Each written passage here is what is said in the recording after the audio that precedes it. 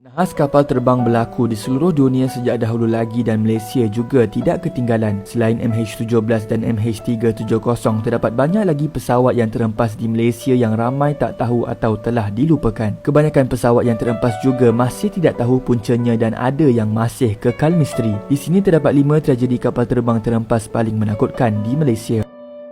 Nombor 5. Tragedi Double Six 1976 di Sabah. Tragedi Double Six merupakan nahas kapal terbang yang berlaku pada 6 Jun 1976 di Kota Kinabalu. Kapal terbang yang dikendalikan oleh Sabah Air itu datang dari Labuan telah terhempas di kawasan air cetek di daerah Sembulan ketika hendak menghampiri lapangan terbang antarabangsa Kota Kinabalu. Tragedi itu telah meragut nyawa semua 11 orang di atas kapal penerbangan termasuk Tun Fuad Stephens iaitu Ketua Menteri Sabah pada masa itu, Setiausaha Kementerian Kewangan Sabah Datuk Wahid Peter Andau dan beberapa lagi orang-orang penting. Tragedi ini dinamakan sebagai Double Six Tragedy mungkin disebabkan tarikhnya adalah pada 6 hari bulan 6 1976. Punca kejadian itu menjadi tanda tanya apabila pesawat tersebut tidak mempunyai kotak hitam untuk merekodkan kejadian yang berlaku. Namun terdapat saksi yang mengatakan bahawa pesawat tersebut seolah-olah berhenti seketika sebelum menjunam dari ketinggian 600 kaki dan terhempas tepat jam 3.41 petang. Sejurus selepas kemalangan terdapat dakwaan perbuatan khianat kerana keadaan politik yang tidak menentu pada masa itu. Namun itu hanyalah teori dan tiada siapa yang dapat mengesahkannya. Pada 28 Oktober 1976 iaitu 4,5 bulan selepas tragedi, siasatan rasmi punca kemalangan telah pun disiapkan tetapi malangnya penemuan tersebut tidak didedahkan kepada umum. Walau bagaimanapun pasukan penyiasat merumuskan bahawa kemalangan tersebut berpunca daripada kesilapan manusia apabila pesawat yang sepatutnya memuatkan 6 orang telah dinaiki 11 orang. Malah ruang simpanan pesawat juga terlebih muatan. Nombor 4. Kapal terbang terhempas di Tawau. Pada 15 September 1995, Malaysia dikejutkan lagi dengan berita sebuah pesawat MAS Fokker 50 telah terhempas di lapangan terbang Tawau. Pesawat dalam perjalanan dari Kota Kinabalu ke Tawau itu telah terhempas ketika melakukan pendaratan dan kejadian ini telah mengorbankan 34 orang di dalam pesawat dan mencederakan 9 lagi mangsa di darat. Kisahnya bermula apabila pesawat ini cuba mendarat di lapangan terbang Tawau dan kemudiannya terbabas dari landasan dan menjunam ke kawasan perumahan penduduk yang terletak berhampiran dengan lapangan terbang tersebut. Menurut laporan daripada Akhbar CNN, saksi dan kaki tangan MAS di lapangan terbang Tawau berkata, mereka telah mendengar satu letupan yang kuat dan melihat pesawat itu terbakar selepas ia melanggar 20 biji rumah setinggan yang pada ketika itu kebanyakannya diduduki oleh warga Indonesia dan Filipina. Hasil siasatan menyimpulkan bahawa kegagalan juruterbang dalam membuat keputusan yang pantas dan mematuhi SOP dalam penerbangan merupakan punca nahas ini berlaku. Kegagalan pembantu juruterbang untuk memberi amaran kepada kapten kapal tentang gerakan yang tidak selamat juga merupakan punca kemalangan ini. Disebabkan itu 34 nyawa telah terkorban. Nombor 3. Tragedi Tanjung Kupang di Johor. 43 tahun yang lalu iaitu pada 4 Disember 1977, sebuah pesawat MH653 telah meletup dan terhempas di Tanjung Kupang, Johor. Tragedi ini merupakan tragedi paling besar pada zaman itu sebelum berlakunya tragedi MH370. Perjalanan penerbangan dari Pulau Pinang ke Kuala Lumpur dan Singapura ini telah menggemparkan seluruh rakyat Malaysia pada ketika itu. Difahamkan 20 minit sebelum kemalangan terjadi, juruterbang terbabit telah memberi amaran kepada menara kawalan bahawa pesawat Boeing 737 telah dirampas oleh sekumpulan pengganas yang membawa bahan letupan. Sejurus sahaja menerima laporan, menara kawalan terus menghubungi pihak berkuasa dan kod darurat telah diisytiharkan. Pada mulanya pesawat ini dijangka akan melakukan pendaratan kecemasan di lapangan terbang Subang. Bagaimanapun mungkin di atas arahan pengganas, tepat pada jam 8 minit malam juruterbang memberitahu menara kawalan bahawa mereka akan meneruskan perjalanan ke Singapura dan tidak melakukan pendaratan di Subang Airport. 20 minit selepas itu, penduduk di Kampung Ladang, Tanjung Kupang, Johor telah terdengar satu letupan yang amat kuat dan melihat bangkai pesawat sedang terbakar di dalam payung.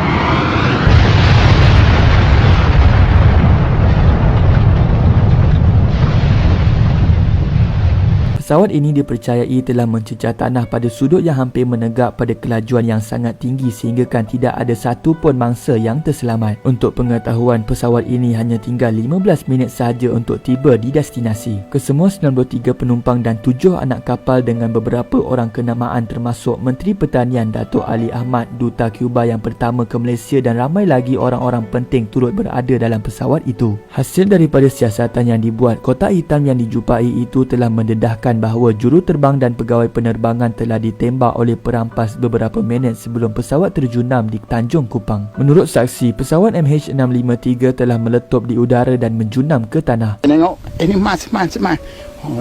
Dia pun tiba separuh langit lah ke udara tu meletup. Boom, dia pecah di atas, bukan pecah bawah. Dia pun menjunam. Junam je, api menjulat ke atas. Saya pun nak berhenti lah naik. Tolong. Tu lah jumpa daging macam daging lembu kena potong. Macam tu lah. Tangan sekerat. Tapi kepala tak ada. Kepala satu tak boleh. Selepas pesawat terhempas, berguning-guning cebisan mayat telah dikumpul dan tiada satu pun tengkorak yang ditemui. Semuanya telah berkecai akibat letupan itu dan yang tinggal hanyalah 10 tangan yang berjaya dikumpul. Salah satu tangan telah dikenal pasti disebabkan terdapat cincin pada jari mangsa iaitu Pramugari Mas Sharifah Sidah. Kesemua cebisan mayat mangsa dikebumikan dalam satu liang lahat yang besar di Jalan Kebun Teh, Johor Bahru. Nombor 2, MH17.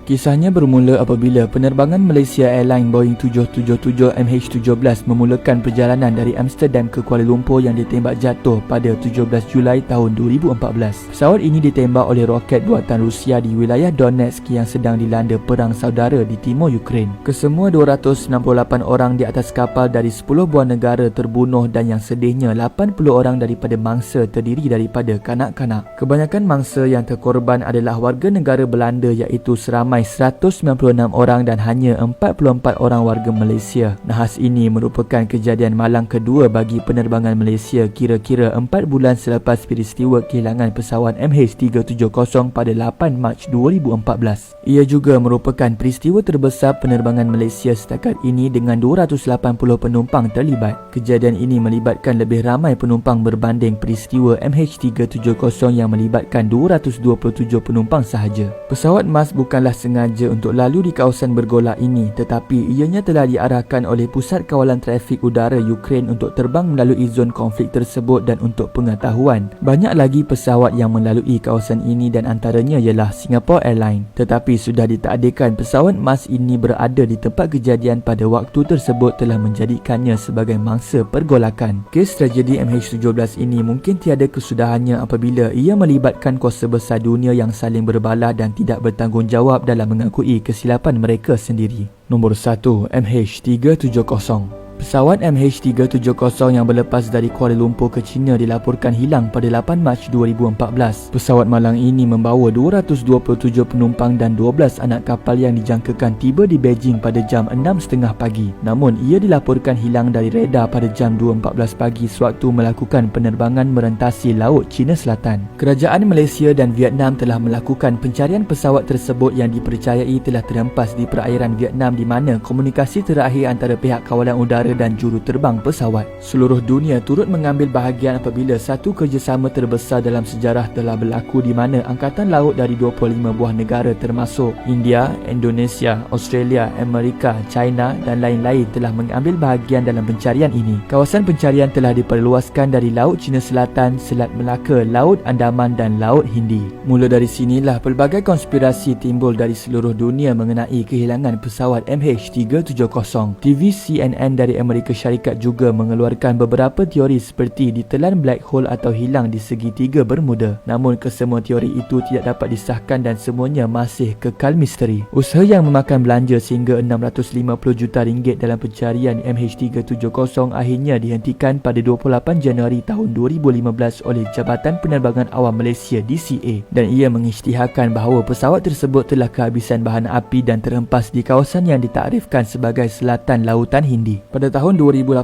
seorang pakar Australia dalam siasatan kemalangan udara mendakwa telah menemui pesawat MH370 melalui aplikasi Google Earth. Namun tiada kenyataan rasmi telah dikeluarkan atas dakwaan itu. Selain itu, terdapat juga penemuan serpihan pesawat MH370 yang telah disahkan yang ditemui di 3 lokasi di Madagaskar. Itu sahaja video pada hari ini. Jom ramai-ramai hadiahkan Al-Fatihah kepada mangsa yang terlibat.